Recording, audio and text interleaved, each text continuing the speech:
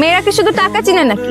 মেয়েরা দিন শেষে একটা অনেস্ট লাইফ পার্টনার চায়, যে শুধু একটা মেয়েকে নিয়েই থাকবে। 10টা মেয়ে নক দিলেও যাতে ঝাপায় না পড়ে, স্পেশালি স্লিভলেস পরা মেয়েদেরটা যাতে চোখ বড় বড় হয়ে না যায়, এরকম একটা ছেলেই মেয়েরা লাইফ পার্টনার হিসেবে চায়। পৃথিবীর যত সুন্দর মেয়ে চলে আসুক না কেন, তার দিকে যাতে না তাকায় এরকম একটা লাইফ পার্টনারই মেয়েরা খুঁজে।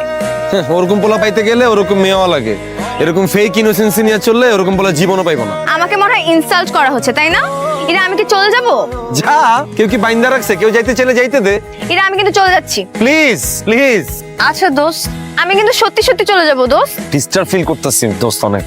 দোস্ত, ওর ইনোসেন্ট ফেস না তগরে যা দেখায় পুরো একটা ফেক। ওর লগে তো আমি মিশছি মামা, ওই যে কি আল্লাহ। স্বামী, তুইও কিন্তু কোনো অংশে কম না। আচ্ছা, আই হ্যাভ আ প্ল্যান। আমরা কালকে সকালবেলা ব্রেকফাস্ট করব, দেন সবাই মিলে মেরিন ড্রাইভ রোডে যাব। মাপু, তোমার এসএসসি কত সালে? 2016 ভাইয়া।